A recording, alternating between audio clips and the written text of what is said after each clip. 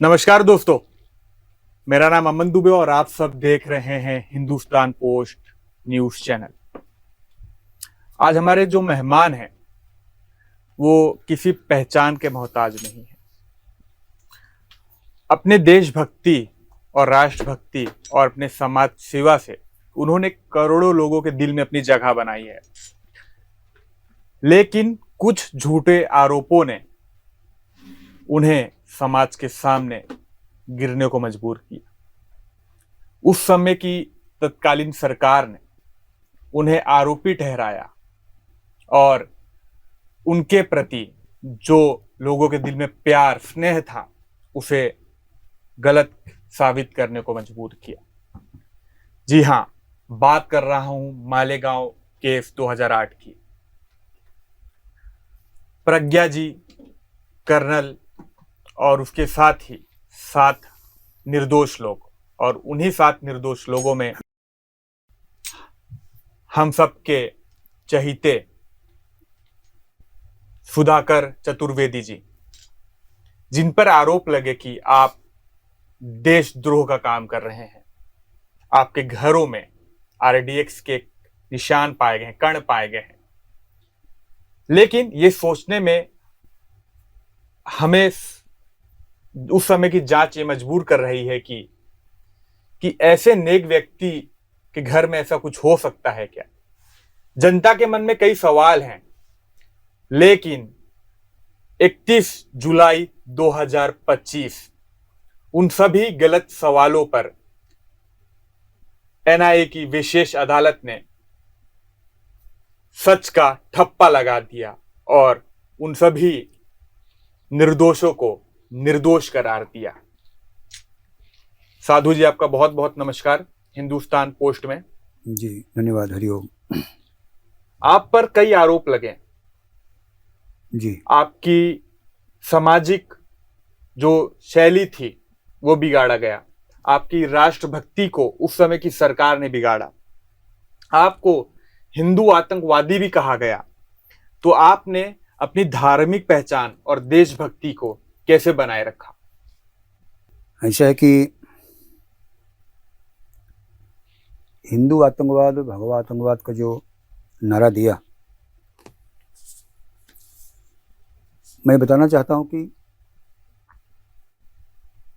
हिंदू आतंकवाद, भगवा आतंकवाद का एक विषय नहीं है जी। वो था भी नहीं। एक क्षुद्र राजनीतिक लाभ के लिए ऐसी मनगढ़ंत रचनाएं रची गई उस सरकारों के द्वारा। भगवा भी आतंकवादी होता है, हिंदू आतंकवादी होता है। ये भारतीय इतिहास में, इंडियन हिस्ट्री में पहली बार शब्द आया है जी। इसकी शब्दावली ही नहीं थी। हमारे यहाँ अर्थात भारत में तो क्रांतिकारी पाए जाते थे, सनातनी पाए जाते हैं, धार्मिक पाए जाते हैं, कट्टरता पाई जाती है। कट्टरता मतलब अपने धर्म के प्रति सजग रहना, कट्टर हो। लेकिन ये जो भगवा और हिंदू आतंकवाद का नारा दिया गया ये निरर्थक था, पॉलिटिकल लाभ लेने के लिए किया गया। और कल का जो निर्णय आया है, माननीय न्यायालय का जो निर्णय दिया है न्यायालय ने, उस निर्णय में स्पष्ट है कि ऐसा कुछ भी नहीं था। और ये कांग्रेस के मुंह पर पूरा तमाचा है। जिसने बोला है आतंकवाद, भगवा, हिंदू आतंकवाद, उनके मुंह में तमाचा है। ऐसा कोई शब्दावली नहीं थी, न है। सुधाकर चतुर्वेदी जी, जब आप जेल में थे तब आपको सबसे ज्यादा किस बात की चिंता खाई जा रही थी? मुद्दे तो बहुत हैं। गिरफ्तारी के बाद में अचानक गिरफ्तारी हुई। हम महाराष्ट्र में संघ के प्रचारक थे, पश्चिम महाराष्ट्र में। हाँ। संघ के कार्यकर्ता थे, बचपन स्वयंसेवक हैं। तो महाराष्ट्र में हमें 20-22 साल सेवा करने का सौभाग्य मिला। हाँ। और ये स्वामी समर्थ रामदास जी महाराज, छत्रपति शिवाजी महाराज, धर्मवीर संभाजी महाराज की भूमि है, ये वीरों की भूमि है। यहाँ से मुझे बड़ा स्नेह है और बहुत कुछ सीखने को मिला है, बड़ी ऊर्जा मिली है। उसी ऊर्जा को लेकर हम काम कर रहे थे। लेकिन साजिशें होती रहती हैं, साजिश हुई हमारे साथ में और हम उस पॉलिटिकल साजिश के शिकार हुए। जी। कभी छल कपट था नहीं, कभी द्वेष था नहीं। एक अच्छे मन से हम काम कर रहे थे। शिकार होने के बाद जब हम जेल गए तो जेल में तो आपको पता है कि एक बार आदमी अंदर गया तो उसके जो कठिनाई क्या होती है वो पहली बार गए थे। पहली चिंता हुई कि घर छूट गया, जो परिवार का संबंध था, परिवार में उसकी जो हम सिस्टम में थे परिवार सब टूट गए। पूरी दुनिया बाहर की सब स्टॉप हो गई, अंदर कोई सुविधा नहीं, कोई सहायता नहीं जी। 10 साल का लंबा अंतराल चला। 10 साल के बाद हम सब जमानत पे बाहर आए, और जमानत आने के बाद भी बहुत सारा हमको स्ट्रगल करना पड़ा, कठिनाइयाँ उठानी पड़ी, बहुत लंबा विषय है। चलिए, हमने इतना संघर्ष देखा, झेला, सुना, इसका एक ही निष्कर्ष है कि हम जब अंदर थे, जेल में थे, तो हमको एक ही शब्द बार बार याद आता था, वीर सावरकर जी। क्योंकि हम सावरकर जी को जीते हैं जी। सावरकर जी क्या हैं, वो सिर्फ पढ़ना नहीं रहता है, उनको जीना पड़ता है अंतःकरण में। तो आज़ाद भारत के पहले व आज़ाद भारत के बाद सावरकर जी जो गति हुई, उनको जिस प्रकार समाज ने हैंडल किया, उस समय की सरकारें ने जो उनके साथ व्यवहार किया, वो हमारे जेल के दौरान हमको समझ में आया जी। उन्होंने कैसे टैकल किया होगा।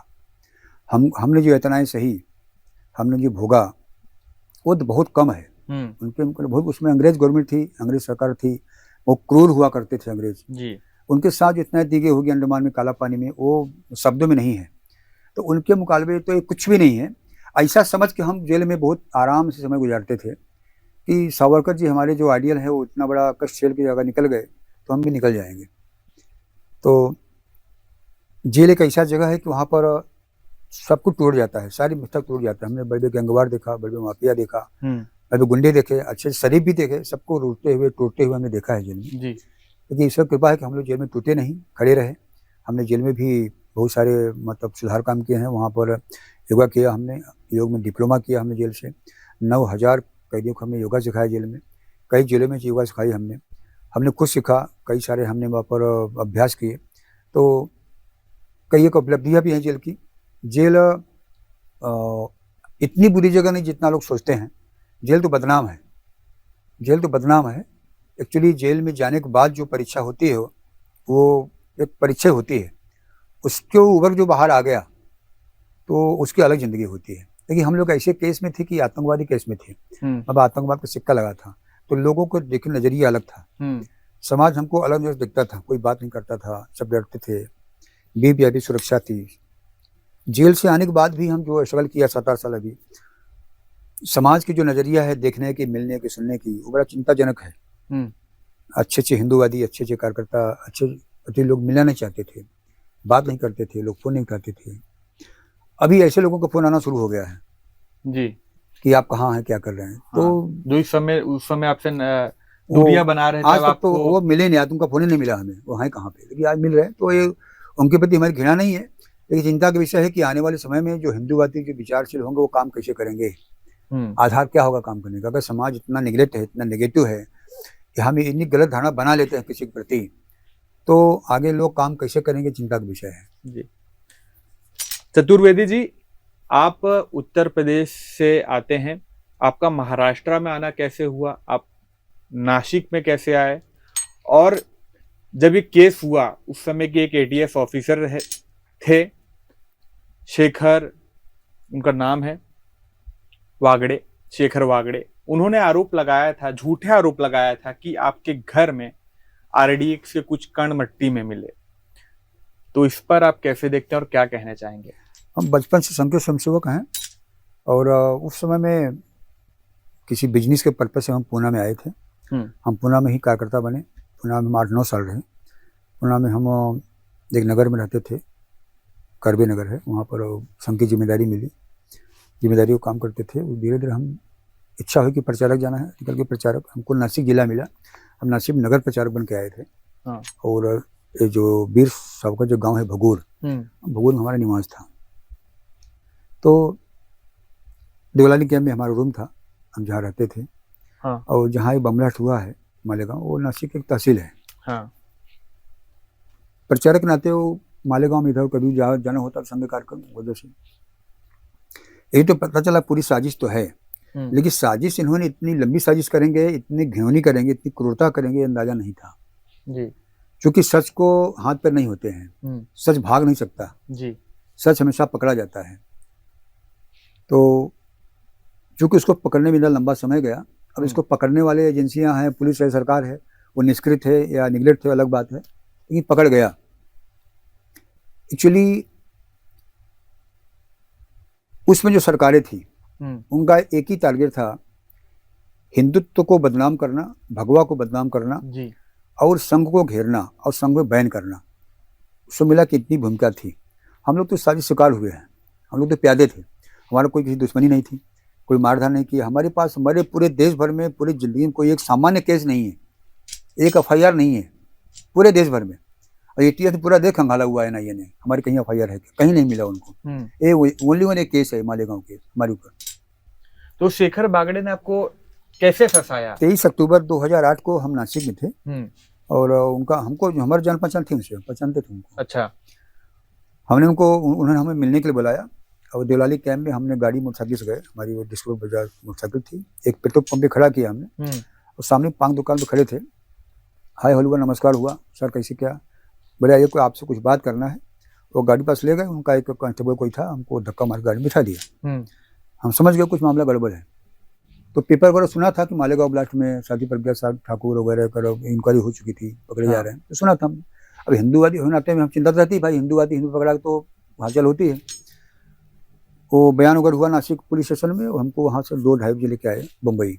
अच्छा। काला चौकी में लेके आए, तो वहाँ पर हेमंत करकरे जी, एक श्री राव करके DCP थे, मोहन कुलकर्णी हमारे आई ऑफिसर थे, परमवीर सिंह थे, बहुत सारे लोग ऑफिस में थे।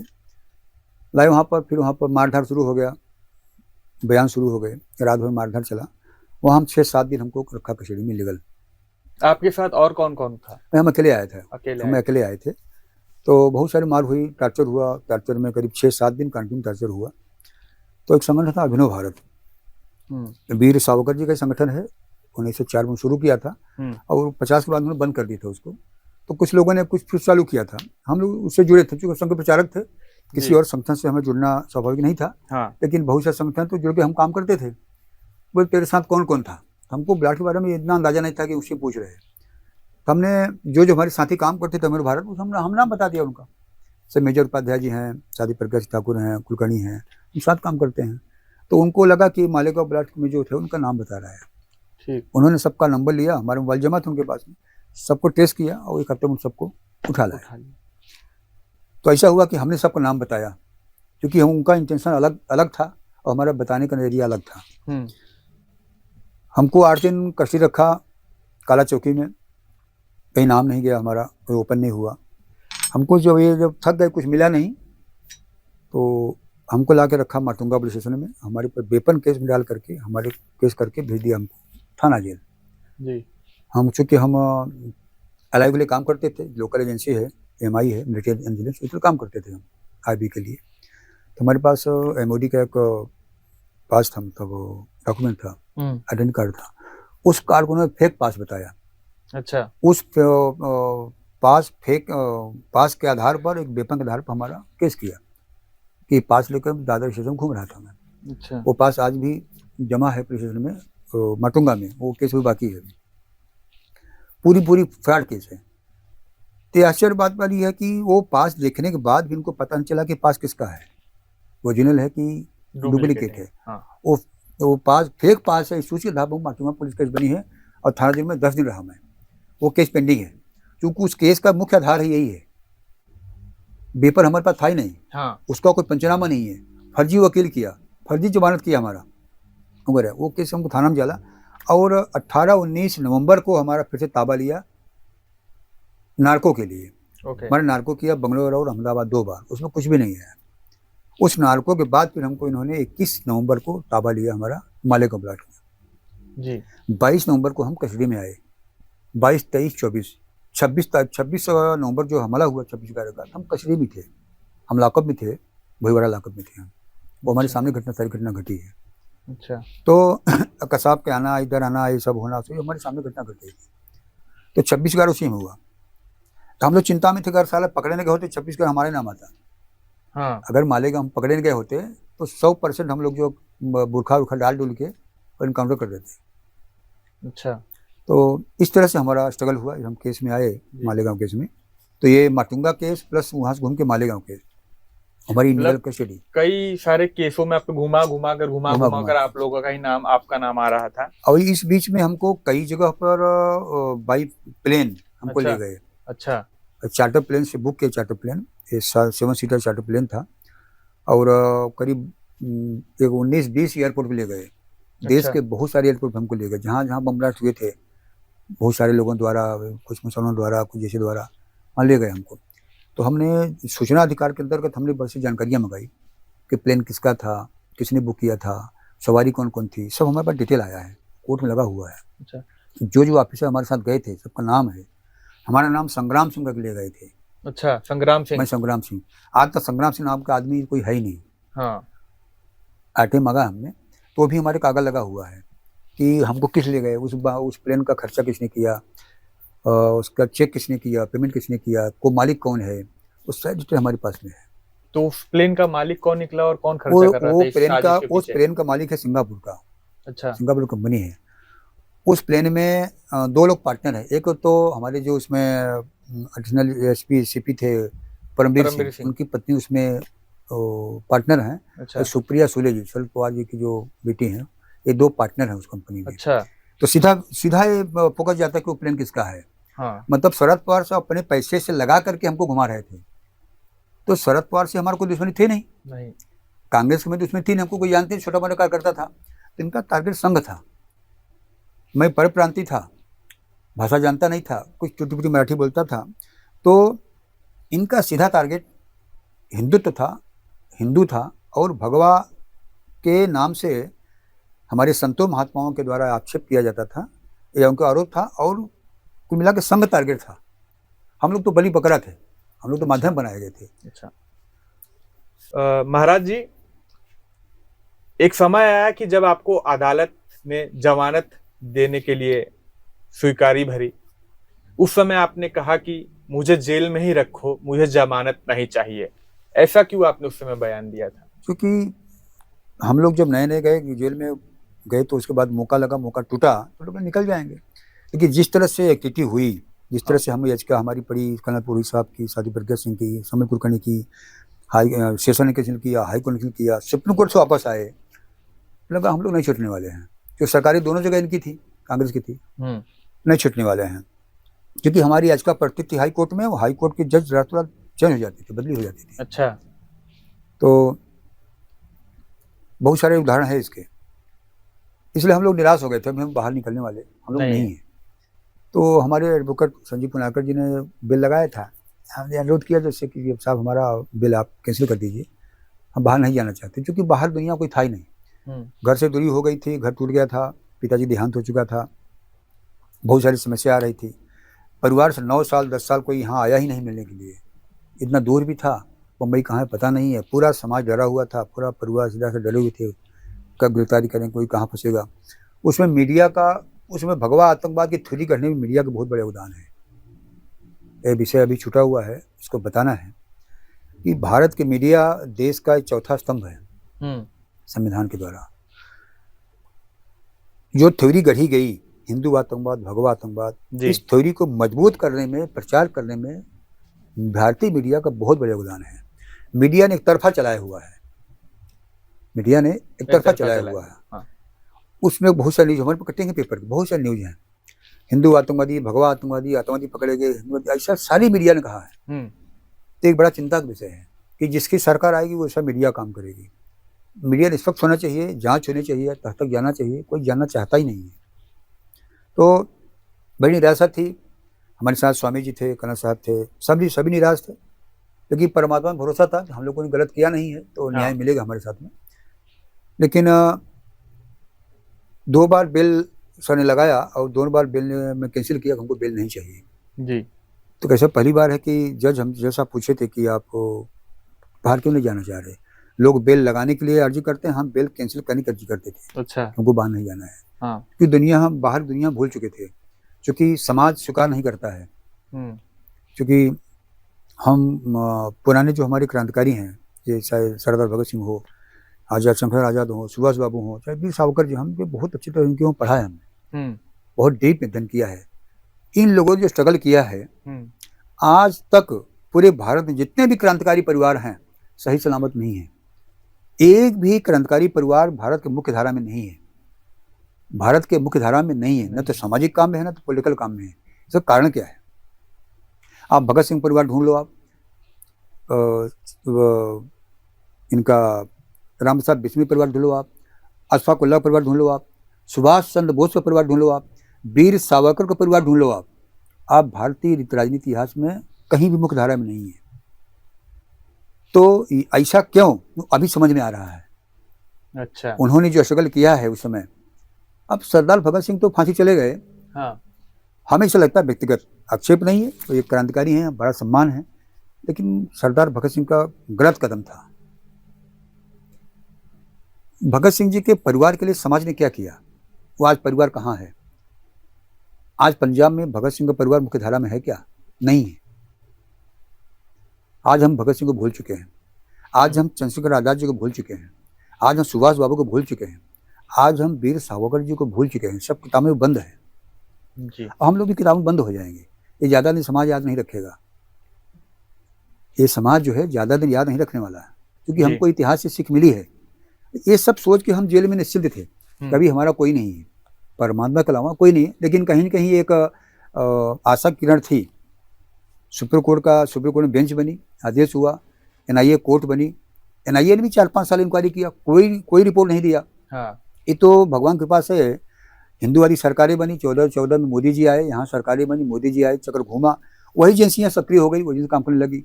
वही एजेंसी 4 साल बैठी थी, कोई रिपोर्ट नहीं दिया था, वही एजेंसी 16 में चार्जशीट दे दिया और चार्जशीट पूरा पॉजिटिव दे दिया। कैसे हो गया? इसलिए भारत में हिंदूवादी विचारधारा का जो सर्कल है, जो पॉलिटिकल मूवमेंट है, वो आना चाहिए था, देर से आया और टिकना चाहिए। नहीं टिकेगा अगर हिंदू पॉलिटिकल मूवमेंट, तो फिर ऐसे होने वाला है। आपके इस केस में मैं देख रहा हूं कि जमानत मिलने से लेकर और 31 जुलाई 2025 ये तारीख तो अब स्वर्ण अक्षरों में लिखी जाएगी, क्योंकि आप जैसे लोग, हिंदुत्ववादी लोग, जिनको आरोपी बनाया गया, जो थे नहीं, जिनको झूठा फंसाया गया, जो थे नहीं, आप जैसे निर्दोष लोगों को न्याय मिला। इस न्याय के पीछे जो अधिवक्ता थे आप लोगों के, उन्होंने बहुत अहम भूमिका निभाई। तो इसे कैसे देखते हैं और आप क्या कहने चाहेंगे अपने अधिवक्ताओं को? अभी कल जो माननीय न्यायालय का निर्णय आया है, उसमें 2 विषय है, वो 2 विषय बहुत महत्वपूर्ण है, वो बताना चाहूँगा मैं। एक तो NIA का सरकार वकील का आरोप था कि कर्नल पुरोहित तो जम्मू कश्मीर से RDS लेके आए, 60 किलो RDS। अच्छा, ऐसा आरोप था उनके। तो ये बड़ा मतलब ये हंसने को आता है। एक छोटा सा भी जो आदमी होगा समझ जाए कि RDS कोई पाउडर तो है नहीं। हमें खुद पता नहीं नाला काला नीला पीला क्या होता, कभी देखा ना सुना नहीं। और 60 किलो लेके आए और लकड़ी कपाट में घर में रखा, काले बैग में, लाल बैग में। ऐसा ATS के माध्यम से मारपीट करके कैप्टन जोशी से उगलवाया गया। बाद में वो कोर्ट में सब डिस्टर्ब हो गया, मतलब पलट गए वो। ऐसा कोर्ट निर्णय दिया कि ऐसा कुछ भी नहीं था, कोई सबूत ही नहीं है, ऐसा मनगढ़ंत कहानी है। हाँ। उस मनगढ़ंत कहानी को हमको 17 साल लग गए खोज करने में। अच्छा। दूसरी बात, हमारे नासिक के घर में बम बनाया गया, ऐसा हमारे ऊपर आरोप है। एक ही आरोप हमारे ऊपर है कि आपके घर में बम बनाया गया। ATS के चार्जशीट में ऐसा उल्लेख है कि मैं उसमें गांव में था। अच्छा। ATS ही बोल रही है कि सुधाकर चतुर्वेदी उसमें गांव में था। हाँ। और इसके घर में कुछ लोगों ने बम बनाया। हाँ। तो मेरे से क्या संबंध? हाँ। मेरा उसमें क्या संबंध है? फिर 17 साल लग गए खोज करने में। इतना तो खोजी वृत्ति है, भारतीय मीडिया और भारतीय एजेंसियां खोज में इतना आगे हैं। और हमारे घर में बम प्लांट किया गया। ये जब पुरोहित कर्नल की जब इंक्वायरी, कोर्ट ऑफ इंक्वायरी हुई, कोर्ट ऑफ इंक्वायरी में सामने आया कि सुधाकर चतुर्वेदी के घर में 3 नवंबर 2008 को इनलीगल घर की झड़ती हुई। API बागड़े, नासिक का ATS का प्रमुख थे, वो घर में सर्च कर रहे थे। तो मेजर खांजावड़े और सूबेदार पवार, एक 2 ऑफिसर ने उनको देखा। ये विषय कोर्ट ऑफ इंक्वायरी में आया। कोर्ट ऑफ इंक्वायरी से वो डॉक्यूमेंट हमारे कोर्ट में आया, ये सामने आया, हम लोगों ने देखा। वो तब तक पता नहीं था, तब पता चला कि ऐसा है क्या। क्योंकि हम तो थाना जेल में थे, हाँ, हम तो इधर से थाना जेल में चले गए थे, आपकी पीठ पीछे पीठ सब पीछे साजिश हो रही थी हो रहा ताला था तोड़ सब। करके। हाँ। वो बंद हो गया। वो ये सब इतना विषय आ गया तो जी। हमारी वकील साहब से बातचीत हुई तो वकील साहब बोले इसमें कुछ गड़बड़ है। हाँ। हमने कोर्ट में बोला इस चीज़ को, कोर्ट ने मतलब संज्ञान लिया लेकिन छोड़ दिया, बोले हमको हमारे पास ये विषय नहीं है, अभी हम नहीं जानते। हम जी। हाई कोर्ट में गए, 2012 में हमारा पिटिशन है मुंबई हाई कोर्ट में इस विषय को लेकर के, यहाँ आ गया विषय, तब तक बंद था। हाई कोर्ट ने भी नहीं माना इसको, बोला आप ट्रायल कोर्ट में जाओ। वो डॉक्यूमेंट पड़ा रहा।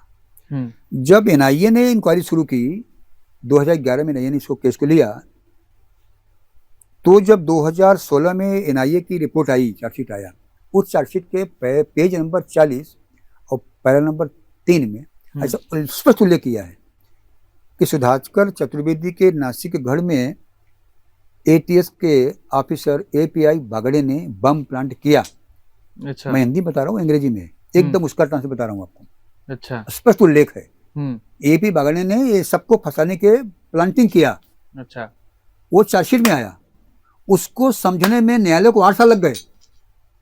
वो एपी बागड़े आज भी घूम रहा है, प्रमोशन को घूम रहा है, उसका कोई कंप्लेन नहीं, कोई इंक्वायरी नहीं, कोई गिरफ्तारी नहीं, कुछ भी नहीं है। तो कौन सा जांच है, कौन सी एजेंसी है, मीडिया के सामने आया, कोई बोलने को तैयार नहीं है, कोई कोर्ट सुनने को तैयार नहीं। हमारी बात कहीं सुनी नहीं गई, हम चिल्ला चिल्ला के बोल रहे हमारे घर में साजिश हुई है। हाँ। और उसी विषय को पकड़ करके कल के फैसला में माननीय न्यायालय ने वो मुहर लगा दिया कि सुधाकर चतुर्वेदी घर में साजिश हुई, साजिश हुई। ये तीनों बात सामने आ गई। हम पहले चिल्ला रहे हैं, एनआईए ने रिपोर्ट दे दिया। हाँ। उस रिपोर्ट को पढ़ने के बाद 8 साल लगा जज को समझने में कि साजिश हुई है। हाँ। साजिश करता अभी भी घूम रहा है बाहर, प्रमोशन लेकर घूम रहा है। परमवीर सिंह अभी भी नौकरी कर रहे हैं, अभी बंबई में है, सारे ऑफिसर प्रमोशन घूम रहे हैं, 2 बार सरकारें आई गई हैं। तो ये सब क्या है? चोर पकड़ा गया है लेकिन लोग भी ढूंढ रहे हैं दूसरा चोर हो सकता है। उसको कौन बचा रहा है, किसका संरक्षण है, ये एक बहुत बड़ा जांच विषय है। और कल भी निर्णय ने कोर्ट ने निर्णय दिया है, अभी चल भी रहा है, अभी मीडिया में आया हुआ है, जांच का कोर्ट ने आर्डर दिया है, एक बड़ा और है, इस पर इंक्वायरी हो, जांच हो, ऐसा आर्डर है। ये विषय आने के बाद में रही बात वकीलों की, तो हमारे केस कोर्ट में हमारे पास 4 महीने वकील नहीं थे। हाँ। हमारे पास कोई वकील नहीं था, समय ने कोई वकील नहीं दिया हमारे पास कोई आया ही नहीं। कुणालकर जी हमारा कोई परिचय नहीं था इनसे, वो किसके माध्यम से आए, कौन भेजा हमको मालूम नहीं, आज तक नहीं मालूम। लेकिन हमारे लिए कुणालकर जी भगवान बन के आए। अच्छा। हाँ, मतलब हमने भगवान, हम तो अभी संत वेश में हैं, साधना करते हैं, तो परमात्मा या ईश्वर भगवान क्या होता है ये हमको इसका एहसास है कि वो मदद कैसे करता है परमात्मा, वो माध्यम बनाता है। तो कुणालकर जी कैसा माध्यम भेजा परमात्मा ने कि वो एक ही माध्यम हमारे लिए काफ़ी था। पूरा देश एक तरफ और हमारा वकील एक तरफ, पूरा सिस्टम एक तरफ, पूरा सिस्टम मतलब पूरा भारत, पूरा हिंदुत्व, हिंदूवादी सरकार, यार दोस्त परिवार एक साइड में, अब कुणालकर एक साइड में।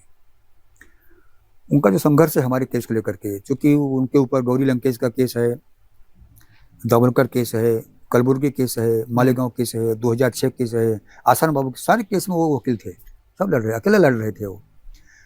और एक भी ताजुब बात है कि सबको ये अपने पैसे से लड़ रहे थे, एक पैसा किसी कभी मांगा नहीं इन्होंने।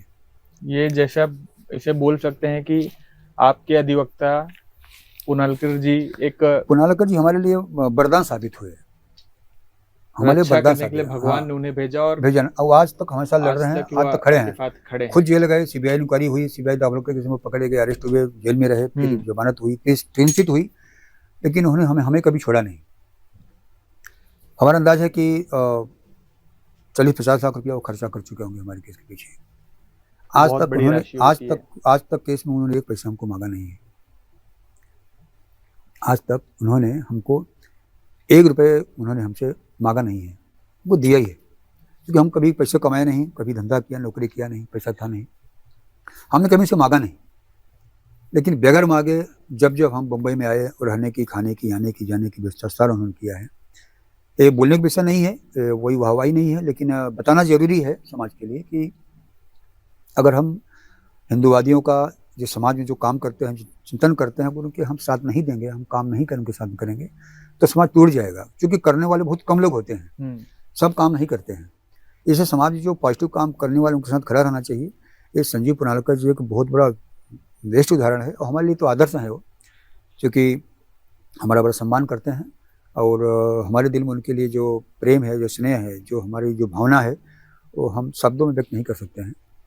कल भी एक हमारा इंटरव्यू था, हमने उसमें बताया है, थोड़ा सा हमारा उसमें भावनात्मक चेहरा हो गया था, क्योंकि वो शब्दों में नहीं है। पुनालकर जी के हम उनको किस तरह से हमको अदा करेंगे इस जन्म में तो नहीं है जी। हमारा परिवार कोई नहीं आया, हमारा भाई नहीं आया, हमारा पिताजी गुजर गए, हमारे रिश्तेदार नहीं आए, एक भी हिंदूवादी आज तक इस घड़ी तक आप इसमें बैठा है, इस घड़ी तक सहयोग में नहीं आया है, न तन से, न मन से, न धन से, आज तक नहीं आया है। लेकिन संजीव पुनालकर जी 17 साल बाद जो खड़े थे, उसी विचारधारा से, उसी चेहरे से, उसी भावना से, उनकी कभी भाव कम नहीं हुए, कभी कम नहीं हुए। उनका जो स्टाफ है 12-15 का, उसमें बच्चे थे, लोग छोटे छोटे बच्चे थे, उनकी बच्ची है ईशा जी हैं, वो बहुत छोटी बच्ची थी, आज शादीशुदा हैं। आज हमको उसी स्नेह से, उसी विचार से हमारे साथ काम कर रहे हैं, उसी ताकत से काम कर रहे हैं। तो परमात्मा की कृपा है और भगवान की कृपा से वो मिले, क्योंकि हम धर्म के रास्ते पे थे, धर्म के लिए लड़ रहे थे। एक एक संदेश ये भी है कि अगर आप धर्म के लिए काम करते हैं तो धर्म आपकी रक्षा जरूर करता है। ये जो वाक्य है कि धर्मो रक्षत रक्षितः, ये हमारे साथ सिद्ध हुआ है। अगर हम रक्षा करेंगे धर्म की, धर्म हमारी रक्षा करेगा। तो देखा आपने कि कैसे एक अधिवक्ता संजीव पुनालकर जी एक भगवान का दूत बनकर आते हैं और सुधाकर चतुर्वेदी जी के लिए लड़ते हैं, और एक तरफ उस समय की कांग्रेस सरकार थी जो बेगुनाहों को जबरन उन पर आरोप लगाकर उनको जेल में डाले बैठी थी, और उस समय एक शब्द कहा था भगवा आतंकवाद। उस समय का वो शब्द हिंदुओं के लिए एक कलंक जैसा शब्द हो चुका था कि जिस भगवे रंग से हिंदू प्यार करता है, जिस भगवा रंग से भारत गढ़ा गया है, अखंड भारत गढ़ा गया है, उसी भगवे रंग को आतंकवाद का नाम दिया गया। और सुधाकर चतुर्वेदी को कितनी यातनाएं झेलनी पड़ी उस समय के इस शब्द से। तो उस समय की कुछ राजनीतिक पार्टियां थी, कांग्रेस थी, उनका कहना था कि आप लोगों ने हिंदुत्व व आतंकवाद, उसके साथ ही भगवा आतंकवाद का झंडा पहनकर ये सारे कांड किए थे। ऐसा है कि कांग्रेस जो है अभी अंतिम सांसें गिन रही है देश में। हाँ, वो अंतिम चरण है उसका। और Malegaon bomb blast case Congress का पॉलिटिकल जीवन का एक तीर साबित होगा। मैं आपके माध्यम से बता रहा हूँ आपको, इन्होंने जो पाप किया है, इन्होंने जो घिनौना कृत्य किया है, क्योंकि हम लोग थे, हमारे साथ एक साध्वी प्रज्ञा सिंह ठाकुर हैं, मुख्य आरोपी है, आज एक्यूज नंबर 1 हैं, वो महिला हैं, साध्वी हैं, सन्यासी हैं। उनके साथ जिस तरह से व्यवहार हुआ, हाँ, जेल में के अंदर भी और लॉकअप में भी, वो असहनीय है, वो शब्दों के बाहर है। हमारे सामने हुआ सारी घटना। हेमंत करकरे ने जिस तरह से उनका साथ व्यवहार किया, वो मतलब वो निंदा करने योग्य भी नहीं है, बहुत निचला स्तर है। अच्छा, उन्होंने जो घिनौना युद्ध किया, उनके साथ अश्लील वीडियो दिखाना, अश्लील उनके साथ बात करना, उनको हाथ पकड़ के पटकना, उनको मारना। जो लेडीज ऑफिसर थी नहीं, जेंट्स मारते थे। हमारे सामने बहुत सारी मारपीट किया है, तो ये असहनीय है। अब साध्वी जी का अभी उनका जो अभी वो बिस्तर पे है बेचारी, हो तो हेमंत करकरे कुर्बान हो गए, शहीद हो गए, ऐसा हो गया, वैसा हो गया, हम ये सब बिल्कुल मानने को तैयार नहीं है। लोग बोलते हैं कि जो आदमी मर गया उसे बोला नहीं जाता है, तो मर तो कसाब भी गया था, मर को तो कसाब भी गया, तो हम उसके बारे में अच्छा बुरा क्यों बोल रहे हैं, पूरे दिन क्यों गाली दे रहे हैं हम? वो इंसान नहीं है क्या? मर गया तो मर गया। तो करकरे ने जो घिनौना कृत्य किया, उसके पीछे उनकी मानसिकता क्या थी, उसके पीछे किसका हाथ था? तो कांग्रेस थे, उसके पीछे लोग थे, लेकिन एक आप ऑफिसर हैं, आप आईबी में थे, सीबीआई में थे, चीफ हैं, कुछ तो शिष्टाचार पालन करो। हाँ। कुछ तो सन्यासियों का एक पालन करो। आप हिंदू हैं, खुद हिंदू हैं, ऐसा घिनौना कृत्य किया हेमंत करकरे ने, को कहीं से भी वो सपोर्टिंग नहीं है। तो इतना निष्ठा, इतना क्रूरता किया हेमंत करकरे ने कि उनके लिए कोई शब्द नहीं है। उनकी लाश एक गटर में मिली, एक 20 साल का छोकरा पाकिस्तान से आकर के उनको मारता है, वो शर्म आनी चाहिए। ये जो महाराष्ट्र का जो आतंकवादी पथक है, ये विरोधी पथक नहीं है, ये आतंकवादी पथक है। हमारे घर में जो बम प्लांट किया गया एटीएस ने, इसका मतलब है देश में जितने बम ब्लास्ट होते हैं वो एजेंसियां ही कराती हैं। ये साबित हो चुका है। अब बम्बई एटीएस इसमें फंसेगी और साबित हो जाएगा। और करकरे उसके मुख्य चेहरा थे जी। जिस करकरे को आप शहीद बोल रहे हो, शौर्य चक्र दे रहे हो, इस आपको वापस लेना पड़ेगा, क्योंकि उसका पूरा आतंकवादियों साथ में गुस्सा गठजोड़ था जी। और सरकार उसमें काम करा रही थी। तो भगवा आतंकवाद, हिंदू आतंकवाद का जो नारा था, वो कांग्रेस के मुंह पे बहुत बड़ा तमाचा है। अभी जो कांग्रेसी जो बोल रहे हैं ना समाज में, उनको शर्म आनी चाहिए। चुल्लू बपानी में डूब मरना चाहिए। इनके पास कोई शब्द नहीं है। इनको तो सारे कांग्रेसियों को तो डूब मरना, इस्तीफा दे देना चाहिए उसमें जो थे। अभी हमारे जो मराठा हैं शरद पवार साहब, अभी भी बिस्तर पे काम वाले, उनको तो आत्महत्या कर लेनी चाहिए। अभी घूम रहे हो बोले करके। तो खैर लोग हैं समाज में, लोग उनको उत्तर देंगे, मीडिया के माध्यम से लोग उत्तर दे रहे हैं। अभी इंक्वायरी बैठी हुई, इंक्वायरी होगी। तो कांग्रेस का जो झूठा चाहे, आपको पहले बताया कि ये सच का कभी हाथ पे नहीं होता है, वो पकड़ में आता है, वो भाग नहीं सकता, वो उसको भागने को जरिया नहीं होता है। नकली शेर बन के आएंगे तो जब असली शेर आएगा तो पता चलेगा नकली असली कौन है। हम जब तक अंदर थे तब तक अंदर थे, लेकिन अभी ओपन हो चुका है। अभी बुरखा आपका वो फट गया है। बुरखा पहन करके आप जो हिंदुत्व का, नकली हिंदुत्व का, मतलब वो जो हिंदू आतंकवाद नारा दे रहे थे, वो आपको पर्दाफाश हो चुका है। तो आपको शर्म आनी चाहिए। जो भी कांग्रेसी है उसको तो अभी पीछे हट जाना चाहिए, नहीं तो कुछ बचने वाला नहीं है। और ये सच है कि कांग्रेस अभी अंतिम सांसें गिन रही है। इसमें एक मुद्दा ऐसा है कि इनकी जो घिनौनी हरकत थी उस समय की, जो हिंदुवादी विचारधारा से मोहन जी हैं, हाँ, मोहन भागवत सरसंघ चालक थे मोहन जी। एक रोकना चाहूंगा, एक नाम ऐसा भी आ रहा है कि उस समय मोहन भागवत जी को भी अरेस्ट करने के लिए कहा गया। इसी विषय पे आ रहा हूँ, छोटा जा रहा विषय। उस मालिक बनबट का जो मेन जो चैनल है, मेन जो धारा है, वो यही था कि उस समय जो हिंदुवादी लीडर थे उनको अरेस्ट करना हम लोगों के माध्यम से। उसमें 2 नाम सामने आए थे कि आदित्यनाथ, योगी आदित्यनाथ जी। अच्छा। उसमें सांसद थे। अच्छा। मुख्यमंत्री नहीं थे, सांसद थे। उनका सीडी कोर्ट से वारंट जारी हो चुका था। हमारे सामने सारी बातें हुई। उनके लिए हमने 6-7 दिन मार खाई, योगी जी के लिए। योगी जी के हमारा देखिए ये नाखून निकाला गया है, ये नाखून खींचा गया है। अच्छा। हमको 3rd डिग्री किया गया है भोईवाड़ा लॉकअप में, 6 दिन कंटिन्यू नंगा करके मारा गया है। एक लाइन तो नाम ले ले। मोहन जी भागवत को आपके बारे में पता है, हम लोग जो काम कर रहे हैं बमराट के लिए उनको पता है, ऐसा तो नाम ले ले। तो मोहन भागवत की गिरफ्तारी की बात तय हो चुकी थी। अच्छा। उनको गिरफ्तार करना है ऐसा तय हो चुका था, माध्यम हम बने थे। हेमंत करकरे ने पूरी तैयारी कर लिया था। योगी जी के लिए वारंट जारी कर दिया था, लेकिन उस समय वो यूपी पूर्वांचल के थोड़ा सा जाने माने नेता थे, उत्तर प्रदेश के, हिंदुवादी छवि है, अखाड़ा व्यक्ति हैं, संत हैं। तो उस समय जो मीडियम आया है, हम बाद में पढ़े कि उन्होंने वीडियो बोल दिया, चैलेंज किया था कि आप आ जाओ, लेकिन सबूत लेके आना। यहाँ से बता रहे, ये गए नहीं लाने के लिए। तो इनकी पूरी साजिश थी कि हम लोग को माध्यम बना करके हिंदूवादी विचारधारा को डैमेज करना, उस संघ को बैन करना। उसमें देश में 2 ही व्यक्ति थे।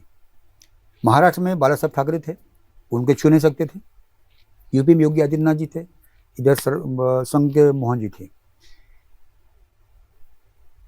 ये भी बात है कि उसमें कि शिवसेना सरकार को इसे पता चल गया था, लेकिन सरकार इतनी ताकतवर थी उसमें कांग्रेस की कि वो कुछ कर नहीं सकते थे। तो योगी जी को टारगेट किया, लेकिन वो फेल हो गए। मोहन जी भागवत किया, वो सतर्क हो गए। शिवसेना ने डिफेंस लिया। शिवसेना ने हमारे उसमें की केस में बहुत मदद किया है। स्वर्गीय बाला साहब ठाकरे के बहुत बड़े योगदान है। अच्छा। हमारे हम जो पहली बार पकड़े गए थे, सामना के मुख्य पत्र में आया था कि अभिनव भारत संगठन ने जे केले ले हम ये बगुल घेन, हम देख लेंगे। अच्छा। तो बैकअप दिया शिवसेना ने, बाकी सारी सरकारें, सारे हिंदुवादी सब चले गए बैकफुट पर। तो इनका जो टारगेट था हिंदुत्व था, इसको डैमेज करना है। अच्छा। और संघ को बैन करना है। उसमें मुख्य इनकी भूमिका थी योगी जी को लाने के लिए। योगी जी के नहीं लाए, तभी जो हमारे शंकराचार्य जी हैं, दयानंद पांडे, जो उसको नकली नाम लेके आया, उनको ला के पटके। हम उसमें संन्यास नहीं लिए थे, हम तो उसमें सादे भेष में थे, संन्यास बाद में लिए हैं। इनको संतों को लाना था, जो कि संतों को माध्यम से ही हम भारतीय संस्कृति सभ्यता को हम डैमेज कर सकते हैं। तो आज ये योगी जी मुख्यमंत्री हैं, कई टर्म हो गया उनका, आज इनका पूरा जो साजिश थी वो फेल हो चुकी है। अभी भी समय है कि जो भारत में, देश में जो हिंदूवादी सरकारें हैं, हिंदूवादी जो व्यक्ति हैं जो काम कर रहे हैं, सावधान रहें। अभी भी साजिशें चल रही हैं फंसाने की, तोड़ने की, चाहे अपना मणिपुर हो, चाहे बांग्लादेश हो, चाहे बंगाल हो, चाहे असम हो, चाहे दिल्ली हो, चाहे महाराष्ट्र हो। अभी भी जो बाहरी घुसपैठियाँ हैं, जो बाहरी पॉलिटिकल मूवमेंट है, अभी भी सरकार के खिलाफ, हिंदुत्व के खिलाफ काम हो रहे हैं, चल रहा है। एक संकेत है कि केस ओपन हो गया, पर्दाफाश हो गया, पता चल गया, इसके माध्यम से बहुत सारे डैमेज किए जाते थे और डैमेज करने की बहुत चांस था। लेकिन धन्यवाद है सरकारों का, जो सरकारें सक्रिय हुई, सरकारों ने निर्देश दिया, एजेंसियों ने काम किया। इस प्रकरण में जिस एजेंसी ने हमारी मदद की है, काम किया है ईमानदारी से, उनका धन्यवाद है। जिस मीडिया ने काम किया, ईमानदारी से दिखाया है, उनका भी धन्यवाद है। ईमानदारी जिस वकीलों ने काम किया, उनका भी धन्यवाद है। और आगे भी आपके सामने बहुत सारा ओपन होना बाकी है और काम चलता रहेगा। हम लोग फिर मिलेंगे और इसी साथ में आपको बहुत बहुत धन्यवाद। हमको बुलाया, आपने इतना समय दिया, हमारी बात को सुना, क्योंकि हमारी बात तो कोई सुना ही नहीं 18-17 साल। हाँ। तो हमारी बात आप सुन रहे हैं, तो हमको थोड़ा राहत है कि हमारी बात आप सुनेंगे, हम समाज तक पहुँचाएँगे। हमको इसी आशा साथ आपको जय श्री राम।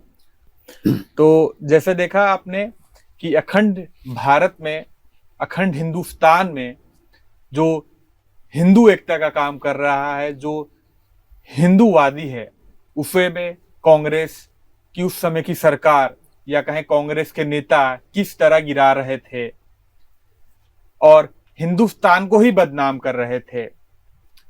कांग्रेस को इस समय हिंदुस्तान की नहीं पड़ी, उनको अपनी रोटी गर्म करने की पड़ी है, उनको अपनी नेताओं की पड़ी है।